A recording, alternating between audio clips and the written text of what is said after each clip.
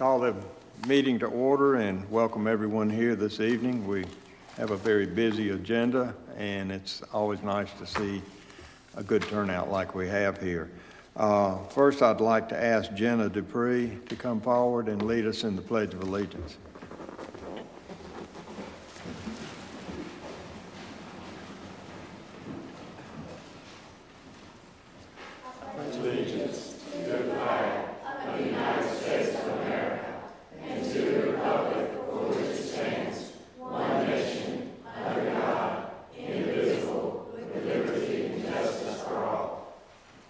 Thank you.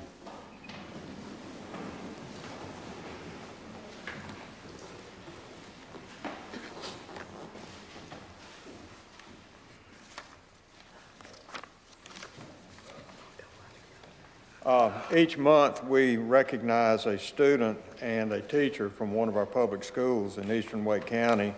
And this month's student from Zebulon Elementary is Jenna Dupree. If you come back up and join me.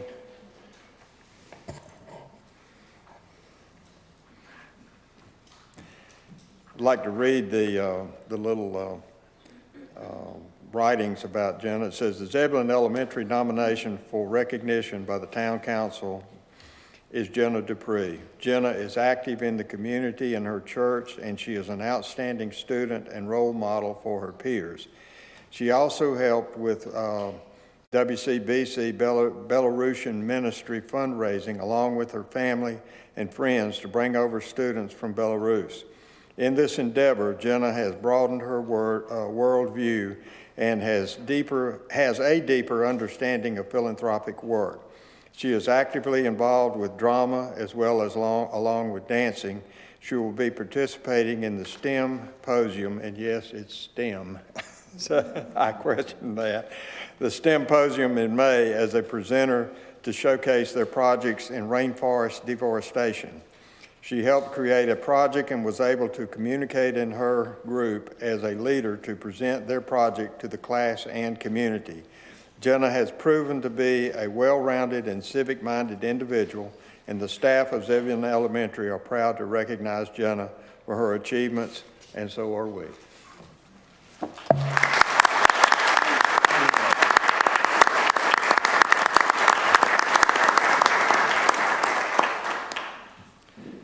April Pierce is the teacher.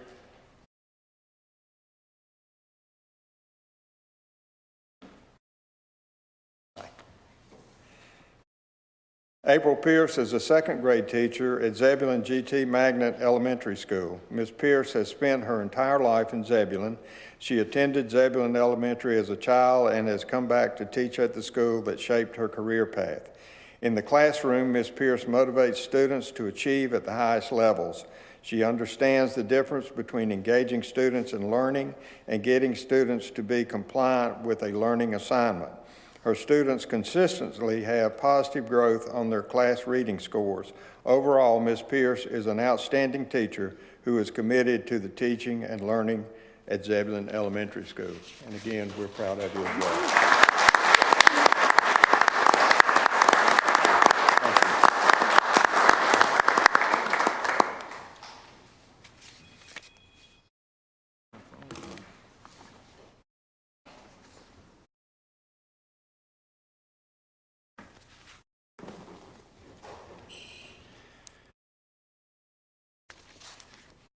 Well, I skipped over approval of agenda, but we'll do it now.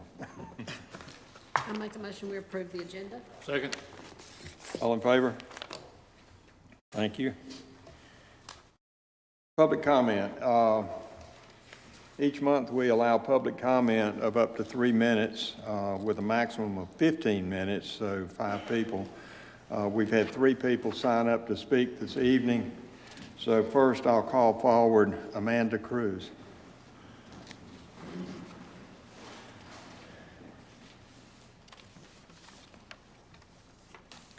Good evening, ladies and gentlemen of the council and mayor.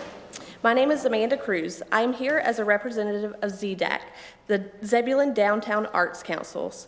One of the primary goals of the Arts Council is to partner with the revitalization of plans for downtown Zebulon. The arts have a way of bringing people together, brightening up someone's day, as well as merging the old with the new. I am here tonight to bring your awareness to a recent grant that we have earned. The Municipal Mural Grant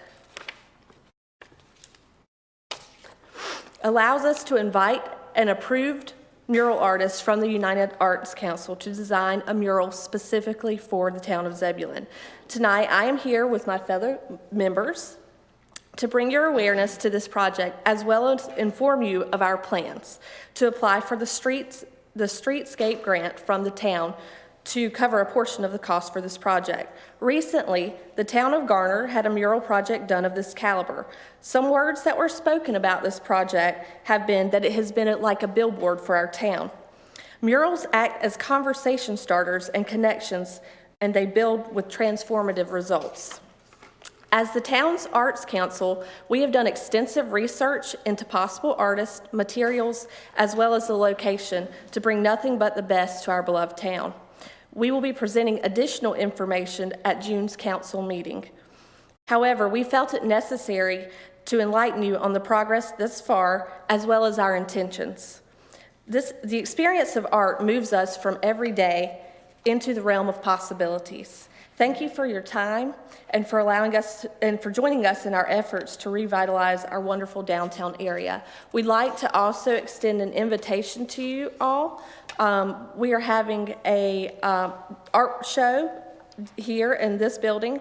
We'll be on the downstairs in the lobby until July. It's the artwork of Tommy Wood, and he's a Zebulon native. That will be held, the opening night will be on May 18th from 5 to 8. Thank you very much. Thank you. Juwan Mitchell. I hope I pronounced that correctly. Okay, thank you.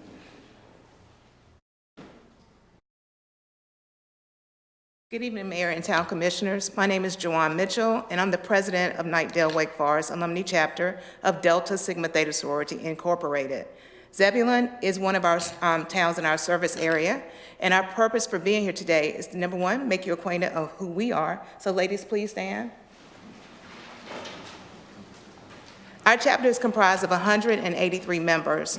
We are very interested in what goes on in this town, interested in the youth, and of course, making a difference. On May 14th, we will be volunteering at the Zebulon Boys and Girls Club, and we're going to be reading and sharing books. I just want to make you aware who we are again, and thank you so much for your time. Thank you. Glad to have you all here. Denise Nowell. Good evening, Mayor, and good evening, council members, and good evening, this great group. Just to say, we had another amazing May Day in Zebulon, but this year it actually expanded to May Days in Zebulon. So there was a kickoff Friday night, and you guys know we got a little bit of rain that dampened it, but it was so fun to see how many people were already here before the rain started, which is just another testimony to the fact that the community is looking for things like this. So it was another opportunity for us to work together with you folks from the town. And as far as volunteers go, between the events, there were probably close to 100 volunteers. So that's another sign that this community wants to be a part of things like this that are going on. So we just want to thank you. It's always a great opportunity to partner with you, and always fun to start the race out here. So each of you received a gift tonight, and if it's not the right size, let me know. Thank you. Thank you, Denise.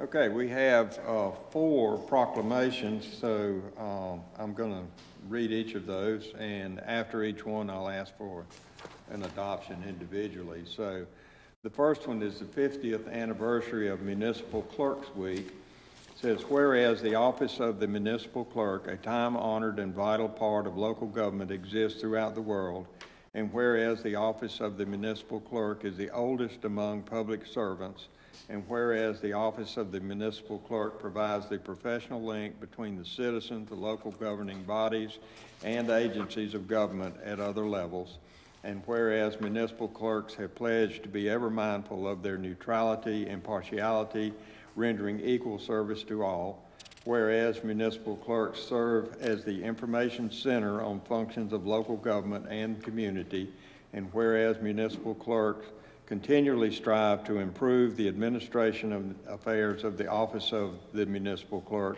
through participation in education program seminars, workshops, and the annual meetings of their state, Providence County, and international professional organizations. Whereas it is most important that we recognize the accomplishments of the office of the municipal clerk. Now therefore, we, the Board of Commissioners of the town of Zebulon, do recognize the week of May 5th through May 11th, 2019 as Municipal Clerks Week, and further extend appreciation to our municipal clerk and all municipal clerks for the vital services they perform and their exemplary dedication to the communities they represent. Adopted this 6th day of May 2019, and I'll ask our clerk to stand so you know who our clerk is, Miss Lisa Markland.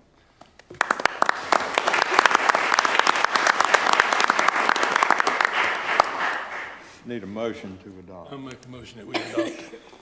Second. All in favor? Okay. In recognizing the contributions of public works professionals to the health, safety, and quality of life in Zebulon, and resolves that the week of May 19 through May 25th is proclaimed as National Public Works Week, this Board of Commissioners recognizes and celebrates the important contributions public works professionals make every day to the community. In witness whereof, the Board of Commissioners has approved this proclamation and has caused it to be signed by the mayor and attested by the clerk this 6th day of May 2019. I'll make a motion we adopt it. Second. Motion made and second. All in favor? Okay.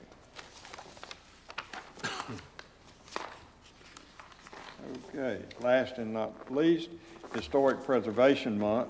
Whereas the town of Zebulon, North Carolina joins the cities and counties across the United States in a nationwide celebration of Historic Preservation Month, and whereas National Historic Preservation Month 2019 is sponsored nationwide by the National Trust for Historic Preservation, whereas historic preservation is an effective tool for economic development, tourism, promotion, revitalizing neighborhoods, fostering local pride, and maintaining community character while enhancing livability, and whereas it is important to celebrate the role of history in our lives and the contributions made by dedicated individuals in helping preserve the tangible assets of the heritage that has shaped us as a people, and whereas the town encourages members of the community to participate in creative and fun events related to historic preservation as a way to celebrate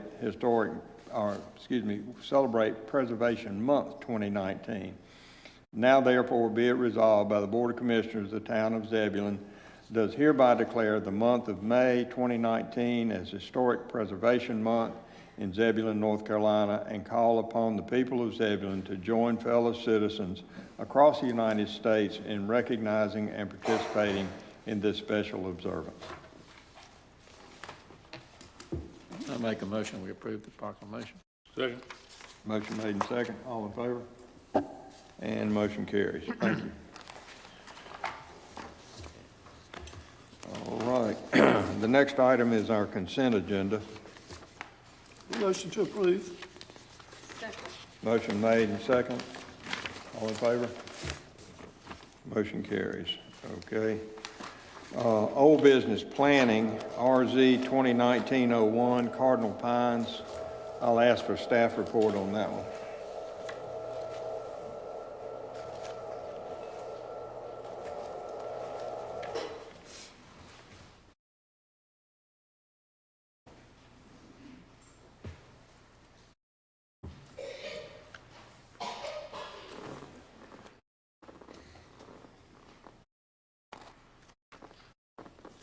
The code of All in favor? And the motion carries. Thank you. RZ 2019-03, the fetching post.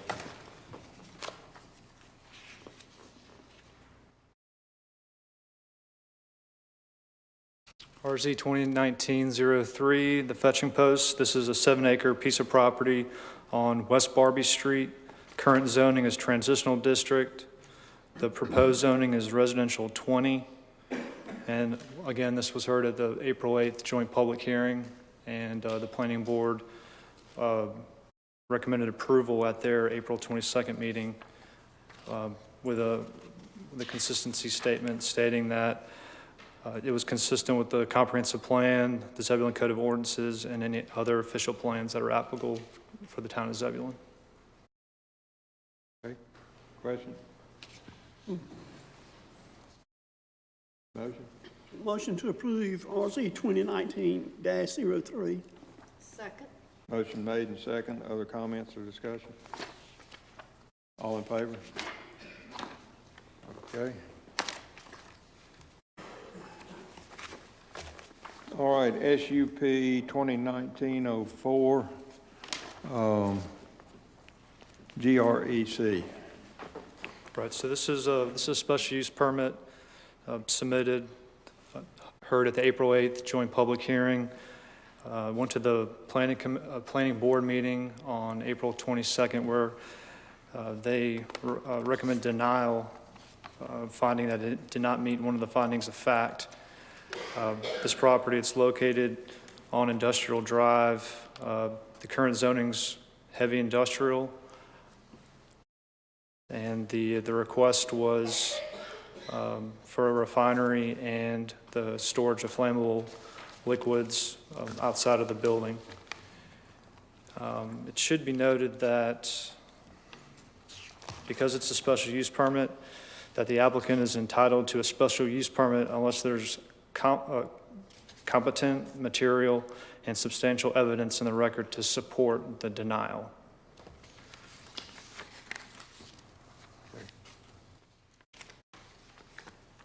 Anything else? Let's just see here. The findings of fact are on the screen now. Planning staff felt that finding of fact number 4 was met. So there's 4 considerations or actions for the board to make. The first one is to approve the application. The second one is to approve the application subject to reasonable and appropriate conditions and safeguards. The third option is to deny the application, and the fourth is to table the application for a further study. And on the screen right now is just 2 sample motions. One is a motion to approve, and a second one is a motion to deny. And I'm available for any questions. Okay. I mean, they are storing, it's not a flammable liquid, it's a combustible liquid, is that right? Excuse me? They'll be storing combustible liquid, not flammable liquid, is that right? It'd be fuel, so it is combustible liquids.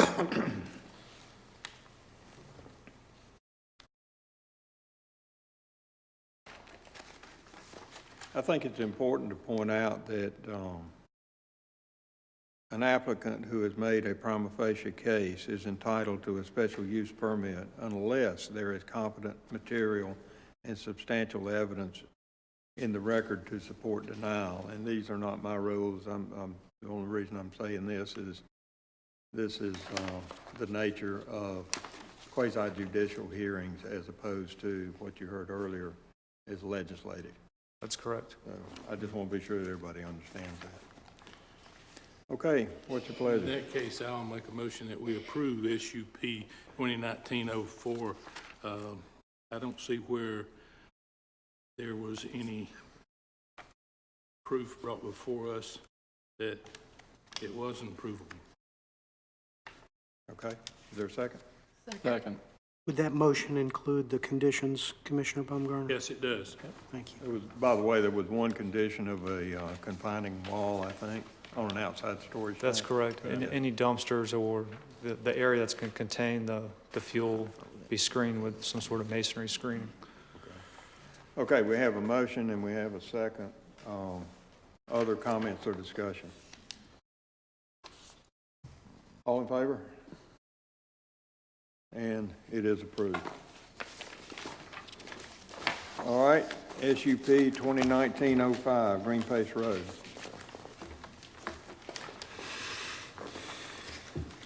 SUP 2019 Green Pace Road, it's a commercial center. It's currently zoned heavy business district. It's approximately 32 acres. The reason for the special use permit is any subdivision within the Code of Ordinances requires a special use permit. The proposal before you is creating 10 lots on the 32 acres. It was heard before you on the April 8th joint hearing, and Planning Board recommended approval on the 22nd.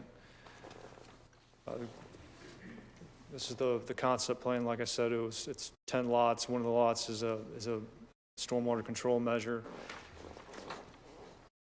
The cul-de-sac will be it's a public street.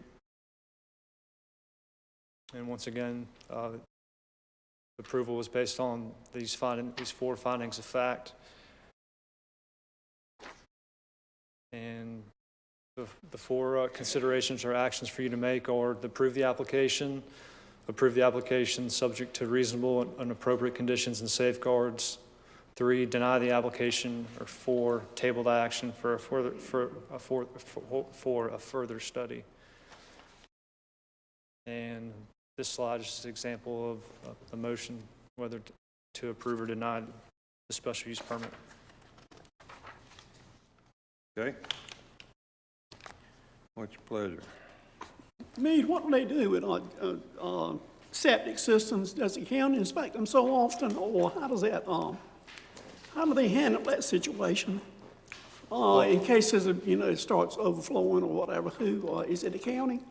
Well, the county will issue the septic permit. I'm not sure how often they monitor the septic field.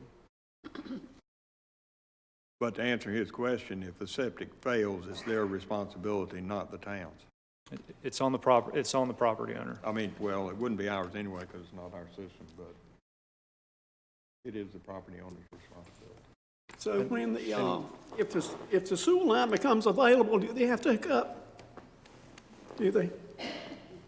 That'd be up to the city of Raleigh for a connection. They have certain connection requirements. If they're within a certain distance, there might be a requirement to connect if public sewer is available. But you're not sure if they have to? That would be a city of Raleigh policy question. I'm not aware of one. Usually if we approve this with the conditions that are already set down by the planning board, it states in here that when the sanitary sewer line is extended to the property, the lots fronting on Green Pace Road will be required to connect at the expense of the developer or lot owners. All right, thanks. No, I got it now. got See it, it now. okay. Yeah, Yeah, there were actually, I think, 5 conditions there. Yeah, and there is a condition that the town of Zebulon is not responsible for the maintenance of the septic fields on the individual lots.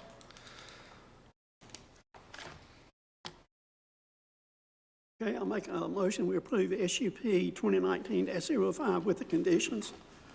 Second. Motion made and second. Other comments or discussion? All in favor? And the motion carries. Thank you. Okay, new business. Authorized auction of pumper truck.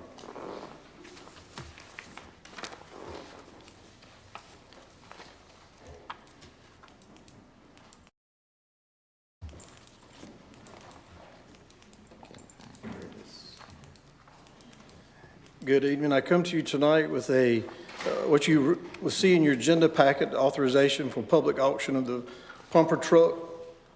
This is a follow-up from the work we did last month where we auctioned off the other vehicle. That auction is currently in progress, the other fire vehicle. The stipulation in the way that was written up, we would advertise the vehicle on sale on public auction over the next 30 days. And it also included a $50,000 minimum bid because that was based on our opinion and consulting with several people, the least we should accept or consider for the vehicle. Tonight I come to you with an option, if you will. Over the weekend, the Middlesex Volunteer Fire Department, their board of directors contacted the mayor with an offer to purchase the truck for $50,000. So what you have in front of you, I guess, is a couple of options. And I'll be glad to kind of talk through either or both of them, should it be your pleasure to talk through both of those. The agenda item is written specifically for the public auction. However, there is an offer, and general statute does allow you to sell the truck directly to another governmental unit, of which Middlesex Volunteer Fire Department would be considered a governmental unit as that statute is defined. So if I could, I guess, get direction from you, if you have a preference which way I proceed, and I can kind of go from there. If you would, Chris, explain the money we save by selling direct as opposed to going through the auction. Sure. The GovDeals auction service that we use for government auction has a 12% fee that the GovDeal organization collects for their using it. Obviously, if there's a direct sale, there would be no fee.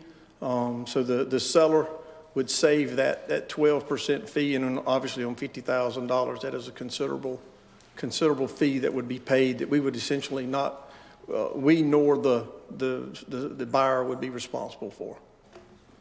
You consider the $50,000 a pretty good value of price then for So what we did is we used in one of the sales organizations and in some local sales. Wendell just sold a fire truck about a year older than our truck. They sold it about a month ago for $40,000. So we think the $50,000 is a good, reasonable offer and a good. There's always the chance that in a public auction it could bring more, but that's kind of a chance we really don't know. But I do think that's a reasonable offer. Yes, sir.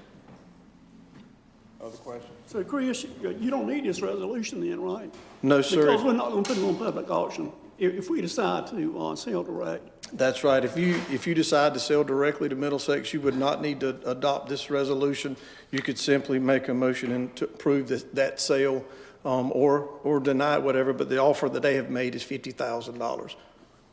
It would just be a motion to accept their offer. So you're pretty satisfied with a $50,000 for that truck? Yes, sir. How many miles on that truck, Chris? It's about 35,000. How many hours on it? Ooh, good question. I don't know right off. And then it's a great question, and I apologize for not having that, because typically in fire trucks we run a lot more hours than we do mileage because they sit and run so long. So, has it been any heavy-duty maintenance been on it in the last year, maybe? Not out of the ordinary. The truck is currently having brake work done, but that's pretty expected. Brakes are not an unusual repair for us, but there's been no significant, engine failures or pump failures or tank failures or anything like that. Do we need a motion? Yes, sir. Okay, I make a motion we accept the town of Middlesex offer of $50,000 for the pumper, Pierce pumper truck. Thank you. Second that. Motion made and second. Other comments or discussion? All in favor? Motion carries. Thank you. Thank you. Appreciate it. Okay, Resolution 2019-29, Downtown Associate Community Program Application. Mr. Mayor, members of the board, we're here tonight to consider Resolution 2019-29, Downtown Associate Community Program Application. This is some of the items that we did discuss during the retreat earlier this year. Just to give you a little background on the program and where we are hoping to go with this is in 1980, the National Trust of Historic Preservation initiated the Main Street America program. Developed to address issues facing older historic downtowns, and it's based upon the four-point approach, economic, vitality, design, organization, and promotion. The North Carolina Main Street and Rural Center DAC program, it was developed as a stepping stone to the full Main Street program. No longer does someone or a community go straight into the program itself. It has to go through, once it's accepted into DAC, it is a 3-year program, and then they will determine at that time whether they are eligible or should be moved up to the full Main Street program. Applications to the DAC program are accepted every 2 years, so it is not something that if you choose not to apply, that it will not be, the community will not be eligible to reapply for until a year after next. and only 4 municipalities will be selected across the state of North Carolina, so it is an honor to be able to be selected. I did ask why so few, and it is in part because of the staffing and making sure they have enough staff to really give the communities the attention that they need as they work through the program. And again, once you're in the DAC program, it's for a 3-year period. Main Street participants, nationally, you'll have 46 states, about 1,000 communities. Of those include those in North Carolina. 65 Main Street communities are in North Carolina. They had a transition period there, and there were 15 small town Main Street communities that are no longer, that program is no longer in place. And there are 4 DAC communities that were the most recently put into the program. Qualifications, you must have a viable business district. That is something that the town of Zebulon certainly has. And we've seen a lot of interest with the diversification of the community and the growth of the community in our downtown district. Population of under 50,000.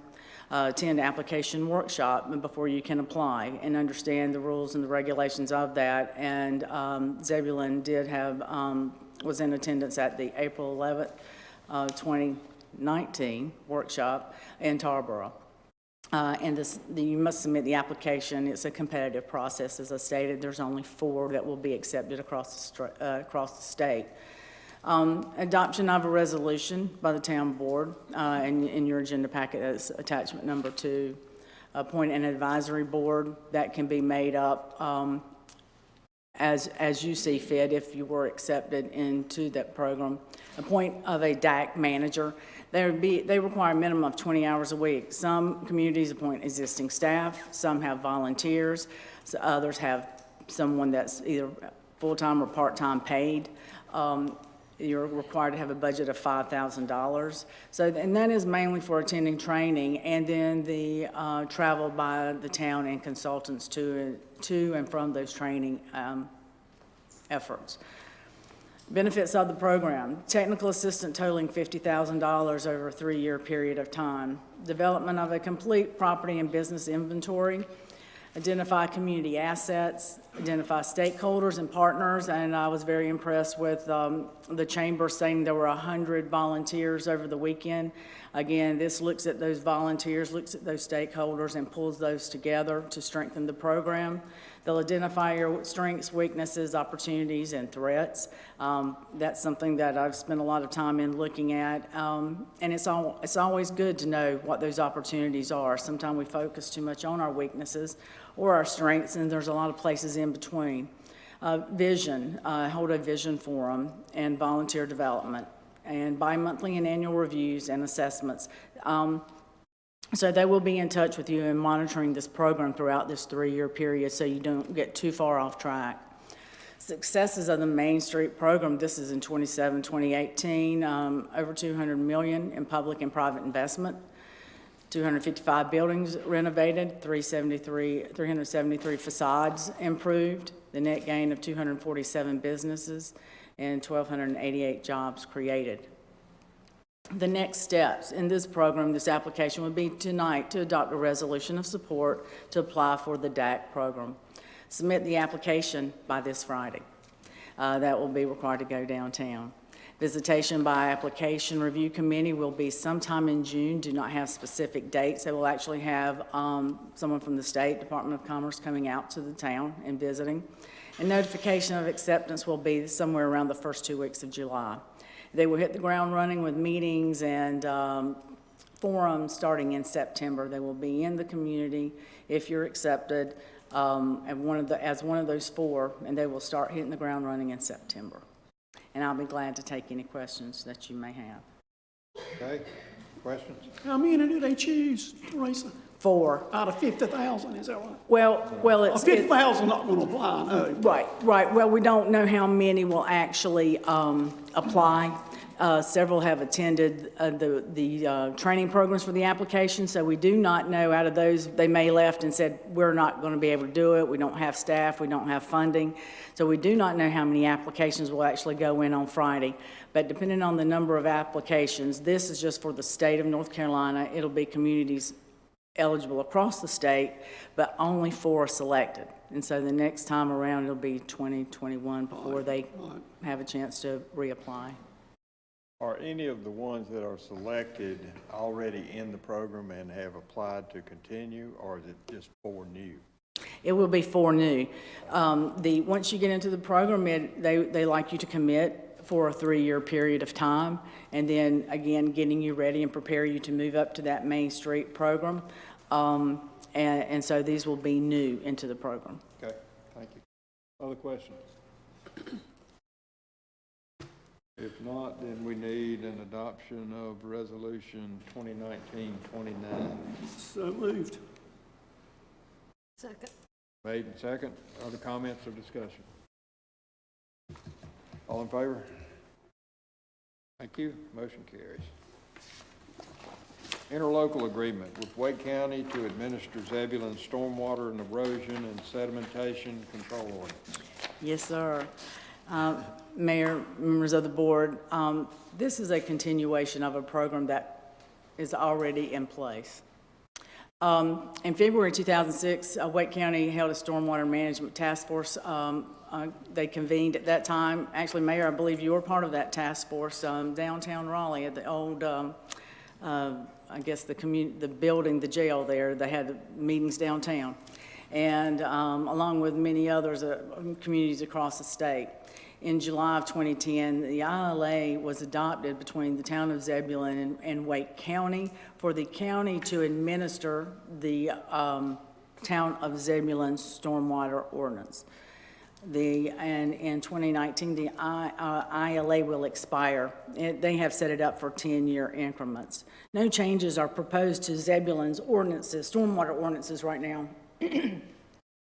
And no changes are proposed by the county on administration, administrative reviews and proposals. And so this is pretty much a continuation. There are, as in the attachments and in the ILA, there are options for both groups to terminate the agreement if you choose to do so. So it's not something that you cannot get out of after a 10-year period of time. If you choose not to continue with the program, the staff that they have in Wake County currently are very experienced and have qualifications that currently we don't have here. Not that we can't get those, but we do not have them readily available to pick up and move in another direction at this time. Therefore, staff would recommend adoption of the ILA. Be glad to take any questions you may have. Question? Yeah, Ms. Piner, is there any particular changes in this interlocal agreement from the last one?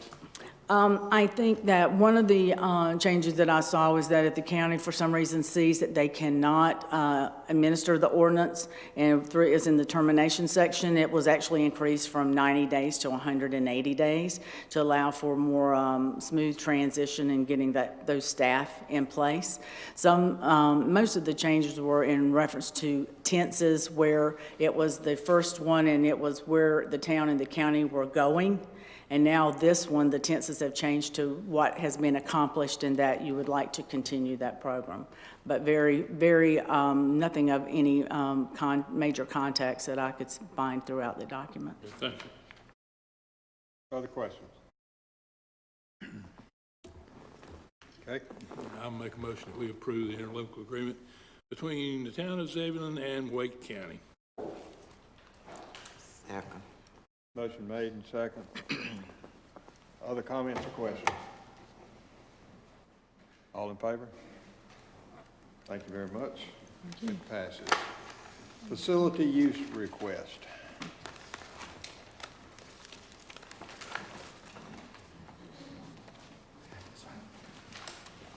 Good evening, Mayor, members of the board. Tonight, I'm coming before you on behalf of the East Wake Relay for Life, requesting a 3-year facility use agreement. You may recall the town of Zebulon and the Zebulon Public Works Department started with East Wake Relay for Life in 2007. We had 10 years of successful events at Five County Stadium. In 2017 and 18, we moved the Relay for Life facility event to our town hall facility after a little bit downturn in their participation.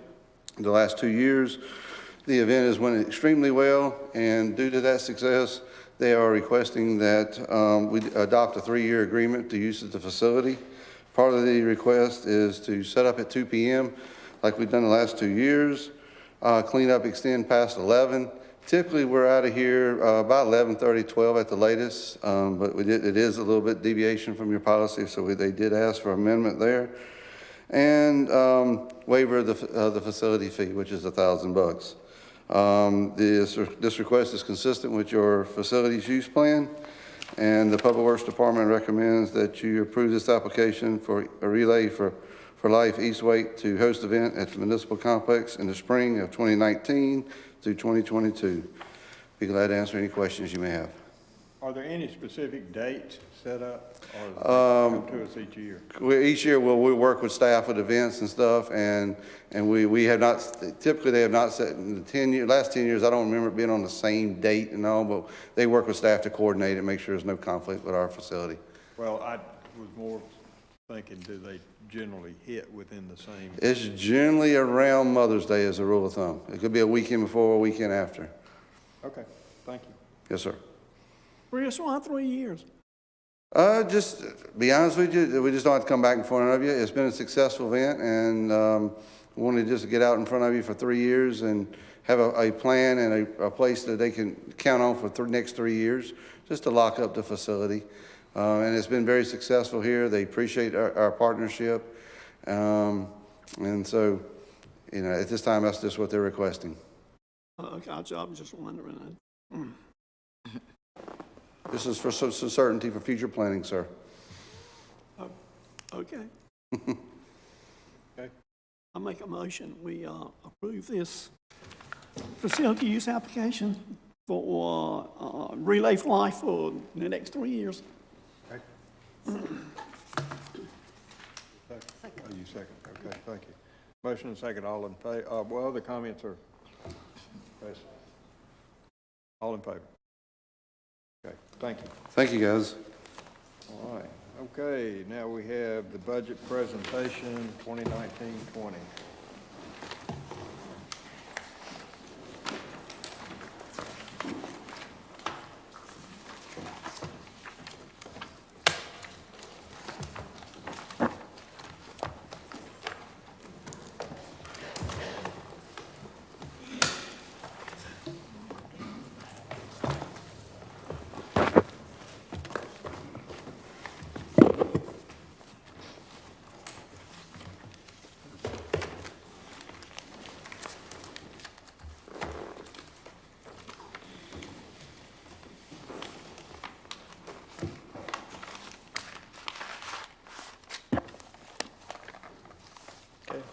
Good evening, Mayor and members of the council. Tonight, the fiscal year 2020 budget is presented to you. Tonight's presentation will follow the outline where we will review the statutory requirements associated with the budget adoption process.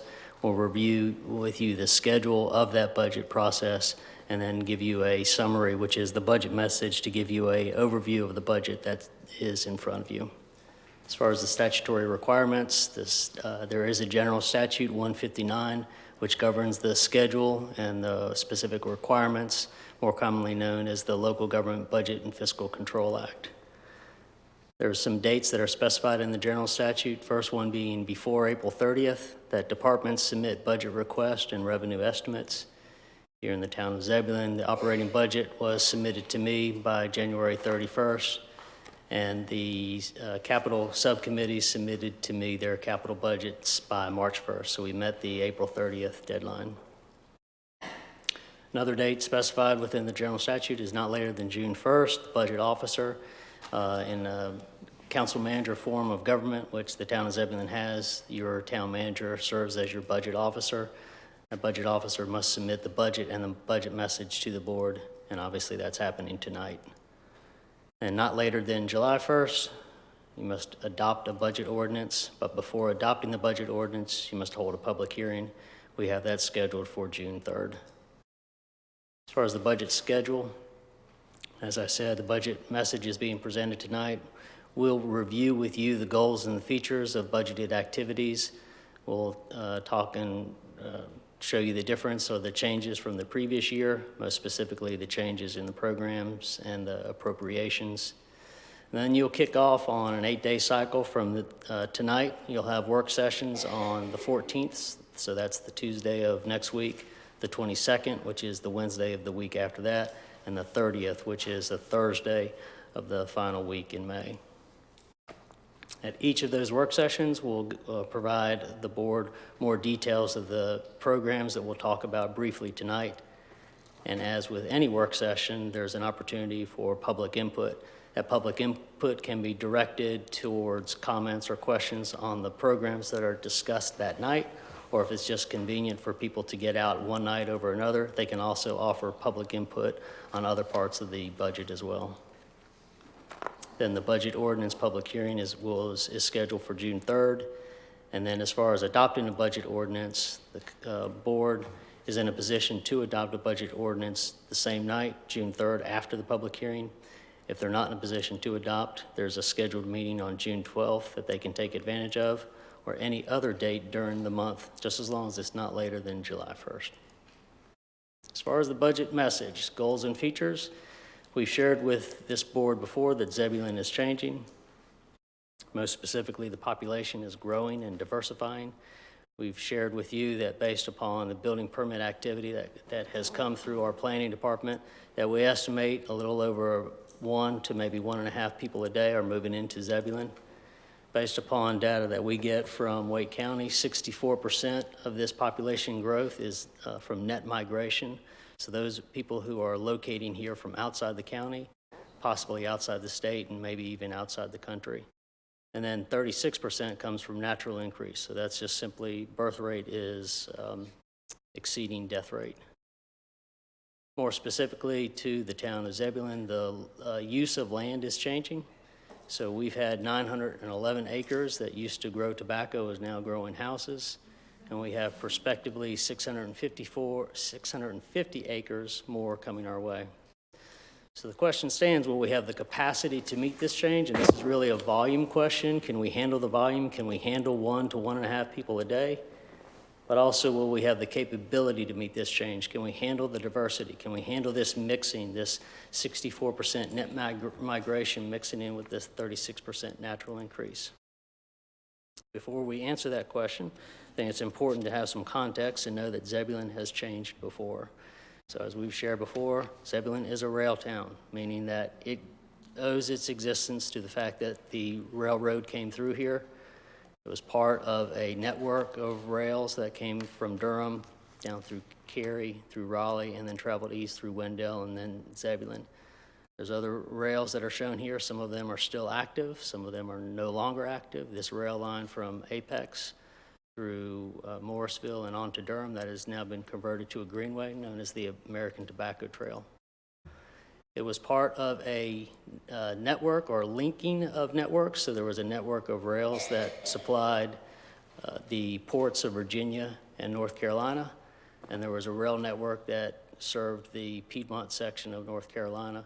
And Zebulon was part of that link that connected both of these previously separated networks.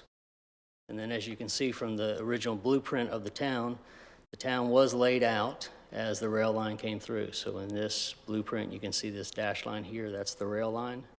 And these are the street layouts, so that's Arundel. This is Vance Street. And then you can see the individual lots for sale. And we'll tell you the significance about the size of those lots and the orientations of the street later on because that factors into a proposal that's in your budget.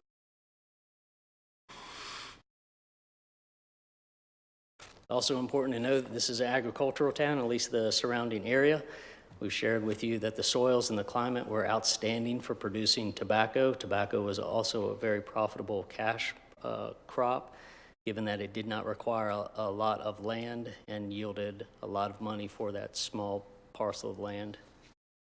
And then when farmers grew their tobacco, they brought it to market. And no, this is not in Zebulon. This is probably somewhere in Kansas, but I'm not too particular. If I see a picture I like on the internet, I'll grab it. But this demonstrates the point nicely that this is a farm to market road. It's a 2-lane road. Get your crop, take it into town, sell it, bring it back out and come back out to the farm. And it's got to be a durable surface. This farm to market road network is one that we still have with us, and that factors into a recommendation that we put before you in the budget that's in front of you.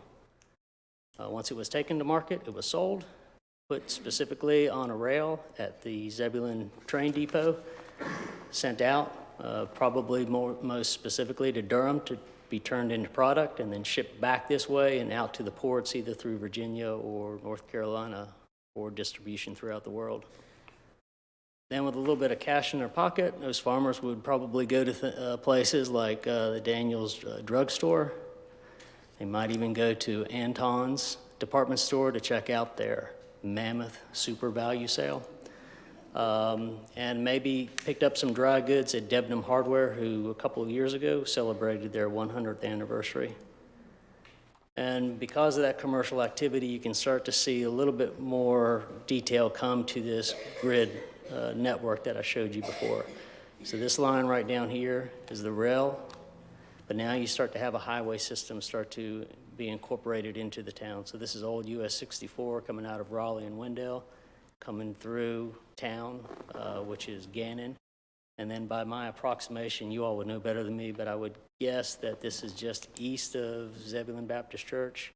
It's split, and US 64 continued on what is now Shepherd School Road onto Rocky Mount, and then continued southeast on old US 264 to Wilson. Farmers would come bring their goods into market down these main corridors, drop it off at the train depot, and then start migrating back outward after they had taken care of their commercial or retail needs and then went back home. These commercial areas were surrounded by residential areas that manned or supported those retail outlets. A couple of things started to change, however. In the 50s, 60s, 70s, and 80s, and even the 90s, this country and this state got busy building roads, highways specifically.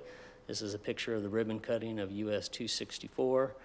And if you take a look at this map to the lower left, you can see the old US 264 that came through town and then scooted up off Shepherd School Road toward Rocky Mount. 264 came and scooted down southeast there. When this U.S. highway system came in, it came to the north of town, so no longer did you have a major transportation corridor going through town. And that had implications and will result in a recommendation that's included in your budget. The other thing that happened is we started to convert those farms into subdivisions. So maybe someone who grew up on the farm, maybe didn't have fond experiences of being a 12-year-old barn and tobacco, decided that when their property became theirs, they would sell it and turn it into a subdivision. And that was a profitable thing to do. Zebulon has a very attractive price point, and yet it is convenient, 25 minutes away from Raleigh. And probably the price point, based upon the developments that we're seeing, is probably going for a third to maybe a quarter of the cost of what we see in the western part of the county. So what happens when things change with highways and land development? Well, it's a market town, but it's also a free market. So the free market moves where it's convenient to do so. So when you take a look at this aerial photograph, you see the major highways that are now to the north of town and the lack of traffic volume that's coming through the center of town. And so you have businesses start to migrate out here to tap into the traffic volume. So you have businesses being pulled, P-U-L-L-E-D, towards this main corridor right here. The other thing that happens is this farm out here, as it turns it into residential neighborhoods, you don't have this tight residential development anymore. You have it spread very far and wide, and so people have to drive to go to the retail centers, and so then you have the creation of shopping centers so that retailers can pool, P-O-O-L-E-D, their resources. So you start to have the creation of major shopping centers. For Zebulon's case, Wedgwood Shopping Center was the initial iteration of this. Triangle East Shopping Center came later, and then the latest iteration of this is the Walmart Shopping Center. And so what was the results of that? Well, what happened is what was previously known as a place to go shop, maybe Christmas shopping at the 5 and Dime, as businesses pulled away because of highways or got pulled away to major commercial centers, downtown got left behind. So, Zebulon has gone through change, and it's changing again. And we've already talked about that change, the population growth, the diversification of that growth. And so what did we do about it? Well, this board, specifically in 2017, kicked off a year-long citizen engagement effort to develop or understand what citizens perceived as their ideal Zebulon. And last year, they adopted the Zebulon 2030 strategic plan. That strategic plan produced a vision, which essentially is be a vibrant, growing community. Not just a growing community, not a community just to grow for growth's sake, but be vibrant, be sustainable, be attainable to all.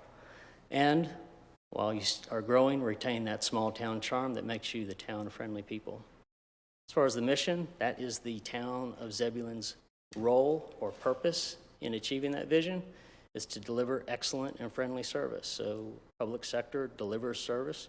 We want to make sure that we're providing excellent service, which means we're staying on top of best practices, but also we're doing not only with a smile on our face, but we want to be empathetic. We want to work to understand what people are going through so we can provide the service that they need in order to be successful. And then government has never been set up or expected to do it all, and that's why it was understood and codified and mentioned during the strategic plan process that there needs to be a collaboration within the community, specifically that the public sector and the private sector and the nonprofit sector all work together to achieve the goals of the community. Each of them have strengths and weaknesses and by themselves can't work, but collaboratively they can accomplish a lot. And we would do this by focusing on 3 areas: getting a vibrant downtown, growing smart, and preserving and protecting a small town life. So as far as the features of your budget, I'm going to highlight just a couple of projects or programs in each of these focus areas. So focus first on vibrant downtown.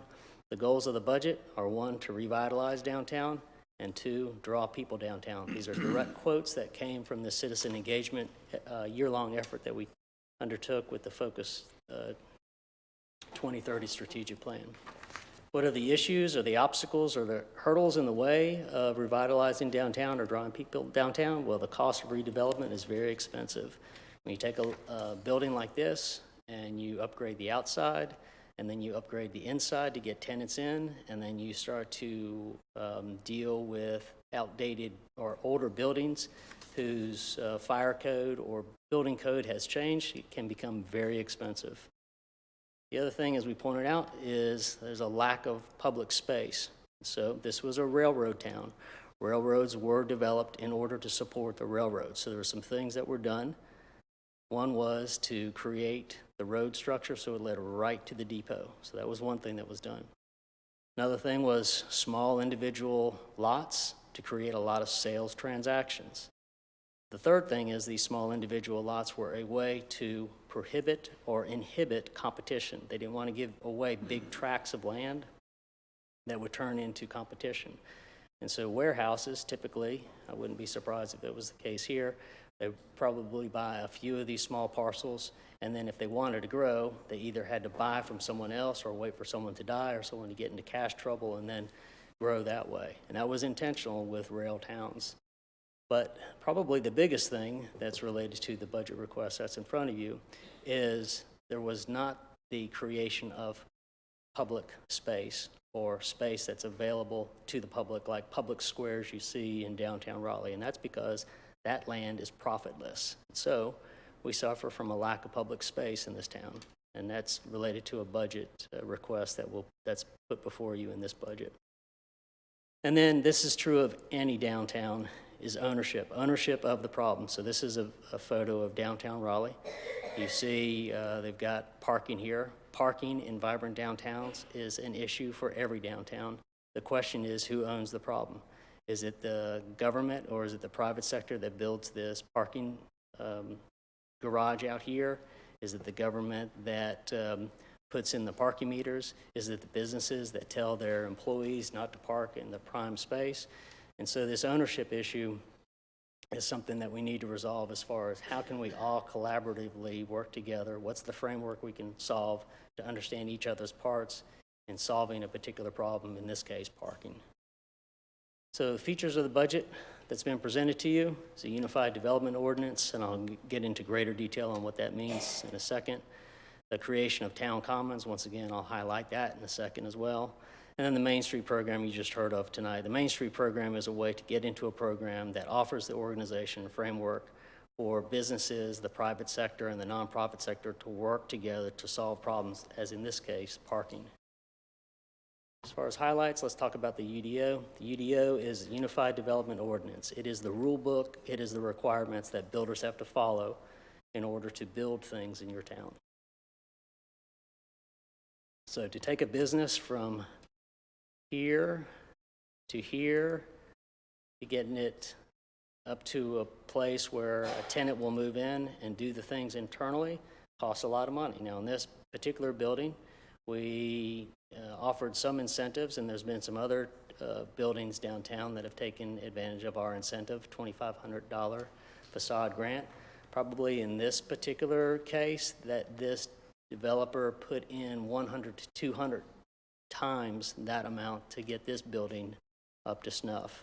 And so, when we want to redevelop downtown, we've got to make it easier, and the UDO is a way to do that because it will allow things that maybe aren't allowed in other parts of town, allow for an expanded uses. So maybe retail is allowed here and residential is allowed here. Not allowed in any other part of town, but if you're gonna make redevelopment of downtown, you gotta be flexible with your rules. Also, the density and dimension requirements, when someone develops in a more suburban area where there's a lot of land, we get real particular about things like setbacks and heights and appearances. Here, the space is way too tight, and also, if we're trying to make it easier, we want to be more flexible. Just adopting a UDO, which you're on track to do this year, is not going to be enough. Once you adopt it, you'll want to promote that, and so this is where it's critical of our partnership with the Chamber of Commerce, that they take the UDO and they get it out to the developers and make them aware of our requirements. But in addition to that, once the UDO is done, there's going to be some utility issues that we need to address. There's some sewer issues. There's even lack of natural gas, piped natural gas downtown that's affecting redevelopment. And then parking is going to be a key. One of the nice things about a UDO is you cannot require parking for all the businesses that come in, but at the end of the day, you still got to find a place for the parking. Another highlight is this notion of town commons. So this is a picture of downtown Zebulon, and this is very much the layout that you saw, the blueprint in action. So a bunch of individual shops in here that are jammed in together. If you want a space that's open to all, the only open space available is the public right-of-way, and we've used that. This is a picture of a bike demonstration during your Centennial Festival. We've closed down streets for your holiday happenings. We know how to do that, we're willing to do that, but it is very complex to do it, and it's also costly to do it. So how can we make public space easier, more accessible to everyone? So we shared with you a couple of years ago at a retreat, town in Virginia, where they had some buildings starting to decay, and they literally fell down.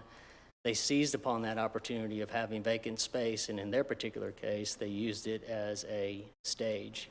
Once this public space gets open, then it starts to be claimed by all. They not only come to events, but they start to take over the events and they start to decorate it. And it's interesting that we heard about murals tonight because this is exactly what happened at that community up in Virginia.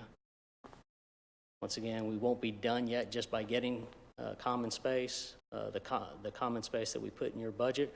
I'm sure once we secure it, there's going to be the request for more space added to it or more spaces sprinkled throughout downtown. And once again, parking is going to be an issue that we'll have to resolve in the future. All right, moving on to the growing smart focus area. The budget goals is to meet transportation needs. Once again, I put them in quotes because these are quotes that came from the public engagement process, and support a growing community. The issues are we've got a farm-to-market road system, but we no longer have the farm. The market has changed. And so as these farms get changed to residential neighborhoods, the traffic that comes from those residential neighborhoods is going to overwhelm the farm-to-market road system. And what's the plan? Well, we don't have a plan, or we have a plan, but it needs to be updated. This is the Zebulon Comprehensive Plan adopted in 2008, so it's due to be updated. And so some of the budget features that we've included in the budget before you is to update the transportation plan, update the land use plan. We're adding a new chapter, the Parks and Recreation Plan, and I'll get into and offer some details on that. And to make some transportation improvements, most specifically make some intersection improvements in our growing and crowded transportation network. As far as highlight, let me talk a little bit about the Parks and Recreation Plan. So those communities that don't have a master plan, they tend to adopt a not see the forest for the trees. They put in a lot of mini parks in subdivision. They don't take a look at if you approve one subdivision here, one subdivision here, and one subdivision here, and they all have mini parks. That might be good for that subdivision, but collectively, we haven't talked about what the greater community needs. You'll see communities go through trial by error, like let's try this program, let's try that program, and see if we're successful. We'll wait for the critical mass, which is the people are just absolutely screaming for something, or we'll engage of going from brush fire to brush fire, putting something out. And so what we're really looking for is coordinated planning. We want to coordinate our Parks and Recreation master plan with our land use plan. If we know a subdivision's going here, and one's going here, and one's going here, what's the best case or what's the best place to put a park or put a facility? And if we can partner with the schools who are going through their same conversation, trying to identify what places to put schools, maybe we can partner those sites together and co-locate facilities. But the most important thing with a Parks and Recreation Plan is to have engaged planning. You've got to engage the citizens. So it might be easy when you see population growth and say, hey, well, we've got baseball fields and we're growing by 1.5 people a day, so we just need baseball fields. If you don't listen to the people, you might miss the opportunity to hear that, well, they're not really wanting baseball fields, they're wanting lacrosse. Or maybe they want more tennis facilities. Or maybe they just want more programs like the daddy-daughter dance. And then when you develop a Parks and Rec master plan, you can not only identify what you need, but you can identify how to fairly, or for developers of new developments, to pay their fair share to help fund these new programs.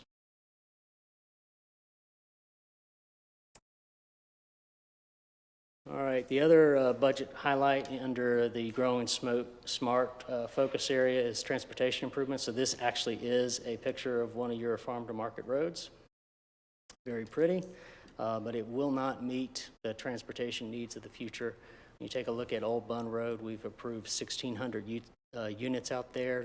Those units will probably produce 16,000 vehicles a day. This two-lane network is not going to be able to handle that. Really, you need something like a 4-lane median divided road with bike lanes and sidewalks. We'll address that somewhat through the land use and transportation plan updates that we've included in your budget by having developers do the widening that's required in front of their roads. But also for those off-site improvements, once they leave those developments, once they leave the road frontage, fronting the development, they come to an intersection. And these are going to be your pinch points where you're actually already seeing some congestion now. So we've included in the budget to start some design work to improve some of the most critical intersections throughout town. As far as funding options, we've put in your budget to utilize more of your fund balance to make some of these improvements. We propose increase in the transportation impact fees that developers pay, and we've proposed increase in the motor tag fee that all of us pay to go towards these intersection improvements. Moving on to small town life. Budget goals, increasing walkability and can increase connectedness. This was an actual word that was used. I don't know if it's an actual word, but I liked it. What are the issues? Well, we got gaps in our system. You can see we've got a couple of areas where we got sidewalk here, sidewalk down here, or sidewalk here, and then sidewalk here, but we're not completing the system. And the other thing that we're running into is we have people that are moving into a community. Maybe they were relocated here because they got a new job. They get something in the mail that says that they are members of the town of Zebulon, but they don't really know their neighborhood, and they don't know their neighbor. And we're seeing an increased use of this next door social media. People use this to find out referrals for plumbing. They look for lost dogs. They want to report criminal activity, all the things that we need them doing to be telling us about rather than seeking out people that they never meet. And also, we want them to get to know and meet each other. And so this budget has features in it where we'll get to this walkability issue by installing sidewalks, and we'll increase our efforts on citizen engagement. As far as the highlights on the sidewalks, right now, we've employed in the past options where we build sidewalks or greenways through the windfall, meaning that we get a big grant, and so we were able to do some walking trails in a community park, and hopefully we'll be able to put in a greenway in out there at the Beaver Dam Greenway. That is a thing of the past, however. The competition for these big grants not only is so fierce, but they're always going to require some sort of input on the town's part. The other way that we've done things in the past is we have $40,000 a year that we dedicate to sidewalks, and so what we've done is we've saved money. So we take $40,000, put it in the bank. Next year we take another $40,000, then we go and try to couple it with a grant from another agency. We've been real successful in that, and we were able to complete a couple of the projects that I already referred to. The South Arundel project, as well as the Shepherd School project, were both save and leverage projects where we took our money, saved it over a couple years, coupled it with a community development block grant from Wake County, and we're able to get those sidewalks built. That's probably going to be a thing of the past as well. Right now, Wake County is more focused on using or intends to use their community development block grant for affordable housing, and they don't seem to be as excited about sidewalks. And so that leaves us with the block-by-block approach, which is just take the $40,000 and construct however much we can each year. And so what we put before you in the budget that's before you is to do this block-by-block approach on North Arundel, but also do, hopefully, that the save and leverage will come back. We've got connections to government facilities, or lack of connections to government facilities, specifically the post office. So maybe getting sidewalks to the post office to the eastern end of town. And then the last budget highlight is this citizen engagement. So we have existing programs, and we're putting in the budget before you to build upon those programs, as well as offering new programs. Programs such as Daffodil Days, where we reach out to the general public, but also Girl Scout troops and Boy Scout troops to do cleanup, or in this particular case, actually plant daffodils in the community park. Picture on the upper right, it's an example of a very successful program we kicked off a couple of years ago. It's our Fire Explorer program. So if you're a teenager interested in the fire service, you get coupled up with mentors at the fire department. You can get a better idea of if this is really something that you might want to consider as a career, and we've actually had a couple cycle through the program and become volunteers for us, so we'll continue those events. Speaking of events, we'll continue to do that. The Farm Fresh Market, and I was going to mention this in my comments, but the Farm Fresh Market continues to grow. Opening day was at 26% of last year's opening day, and then this past weekend we had 1,300 people come out. So we'll continue to refine that, make sure that we're offering things people want, and that we're offering it in a sustainable way. We'll continue to do festivals. We talked with you at retreat about the idea of doing Zebulon Night Out differently. We still think that we need to tweak this or offer it differently in the future, but that's not offered as a change in the upcoming budget. So the Zebulon Night Out that you've known in the past, at least for this coming year, will be offered again. And then we really want to dial in this notion of civics, and civics not just from a high school perspective, but just from a community at large, especially in a community that's growing and diversifying.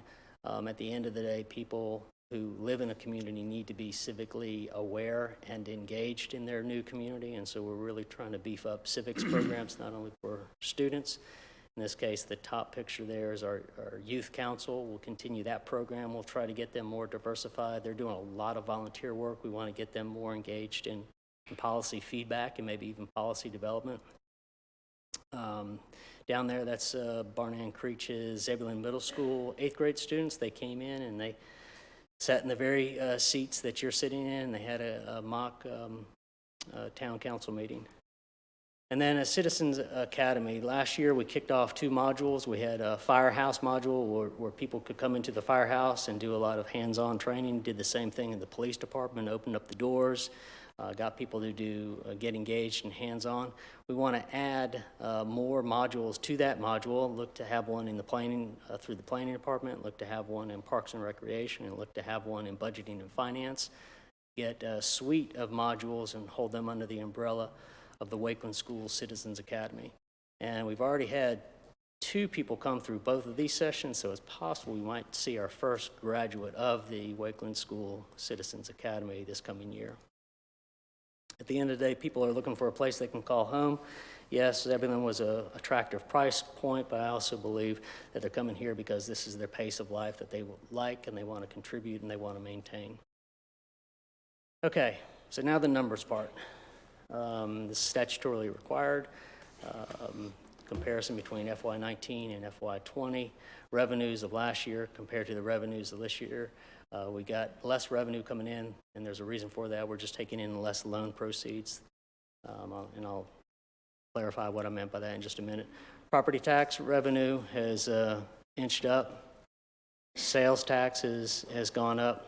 Restricted intergovernmental, this is pass-through taxes. Most specific, or a good example, is the gas tax that has got to be dedicated, meaning it's restricted to paving streets.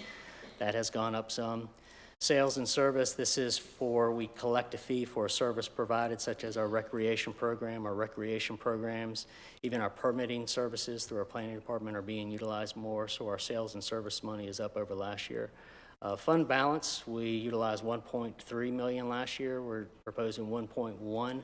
About 350,000 of that 1.1 is actually rollover from the previous year. We didn't execute the programs, given we had some staff disruption, but we are proposing less fund balance than we did the year before. The big difference between the revenue in FY19 and FY20 has to do with the loan proceeds. We took out $2.6 million in loans to buy the fire ladder and the fire engine, and we didn't take any loans out this year.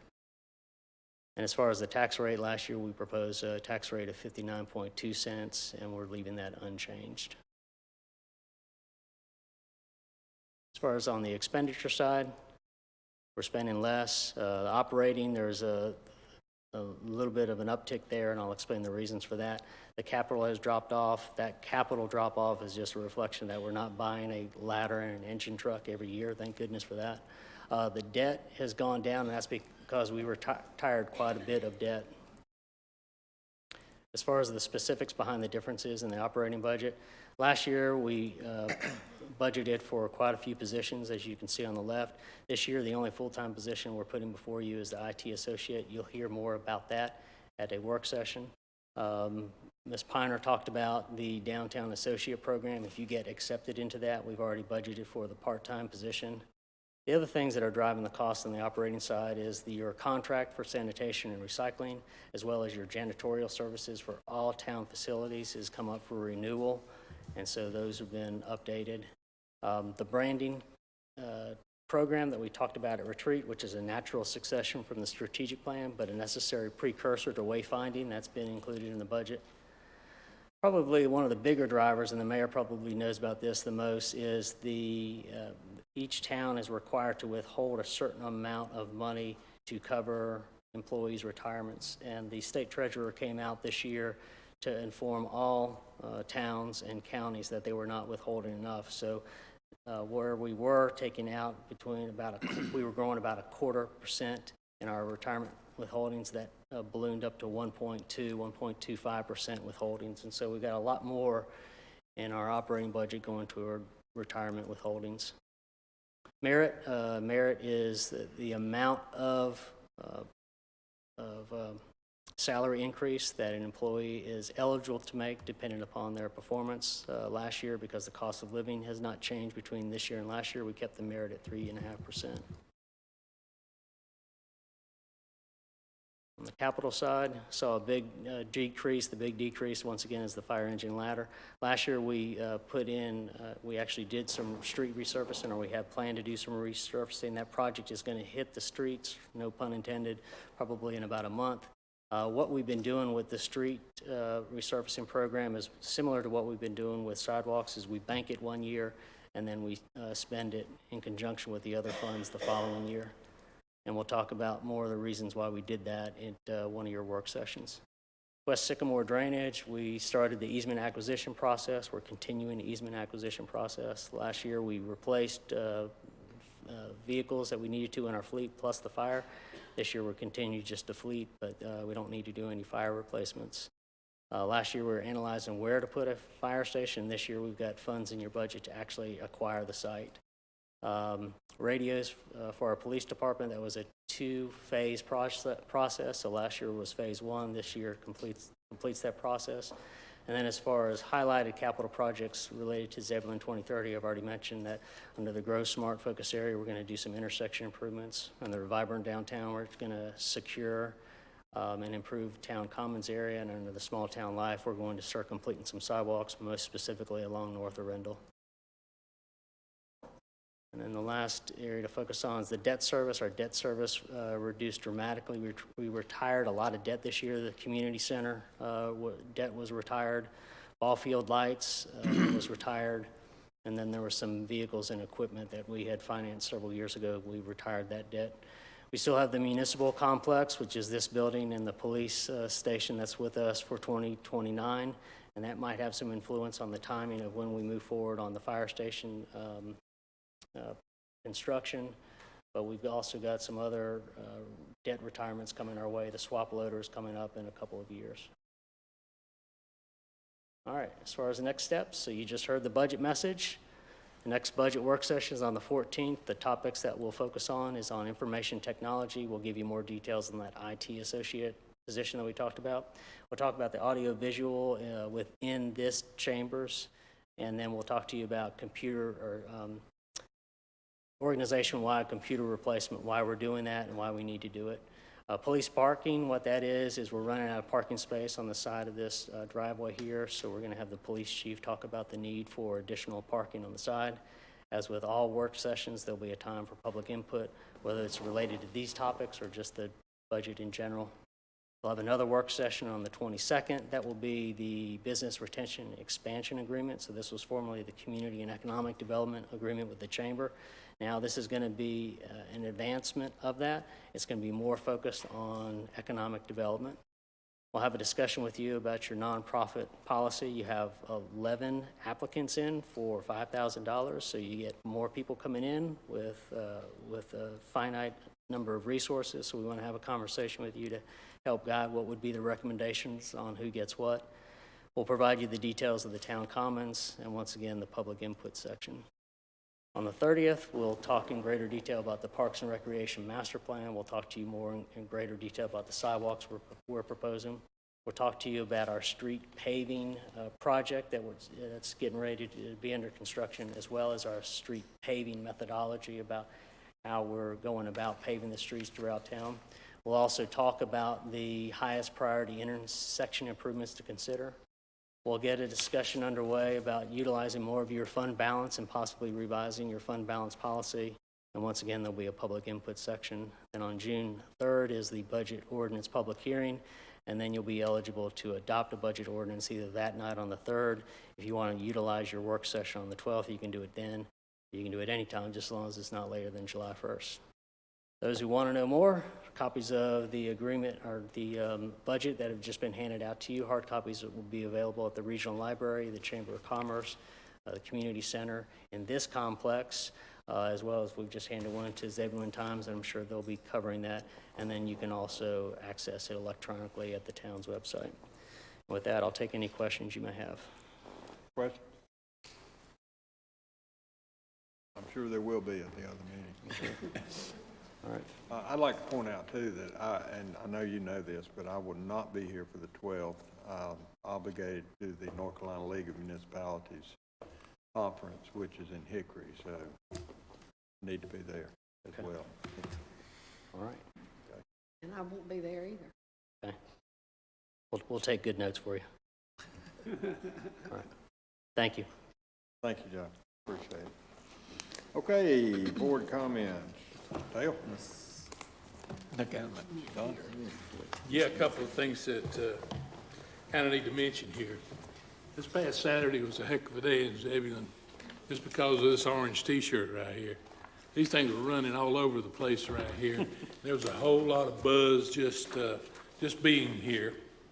That had nothing to do with the fact that the farmer's market was out front. These people were all in the back having fun.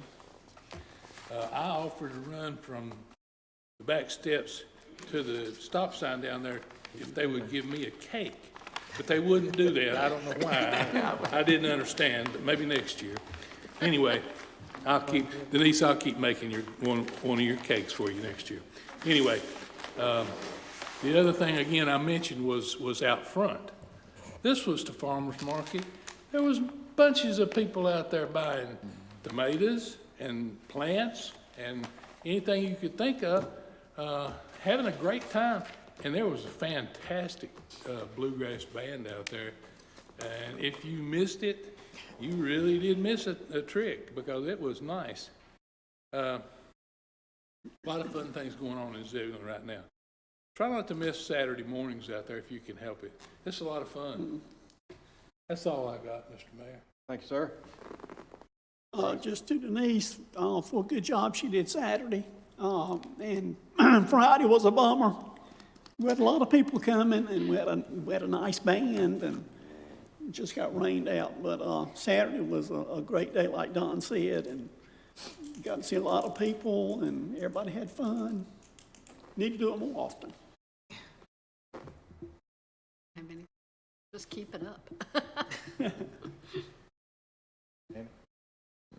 I was going to say it was very nice. I enjoyed it. I didn't run because I was scared I might fall.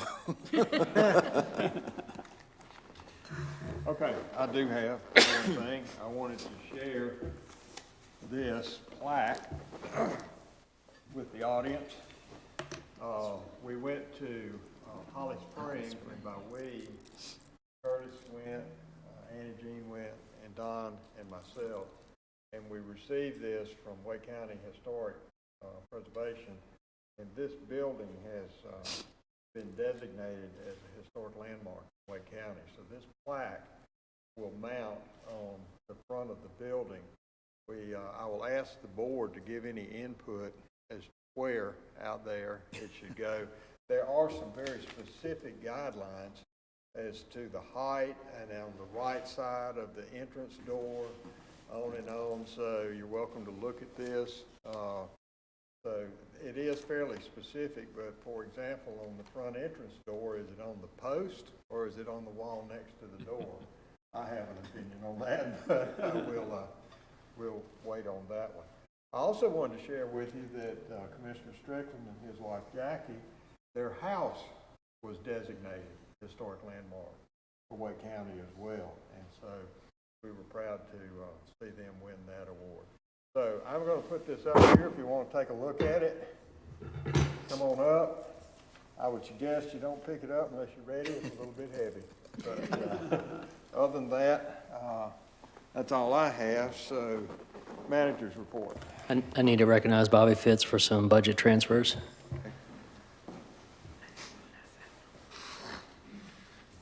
Thank you. I'll keep it short and sweet. I just need to report a handful of transfers that have been done.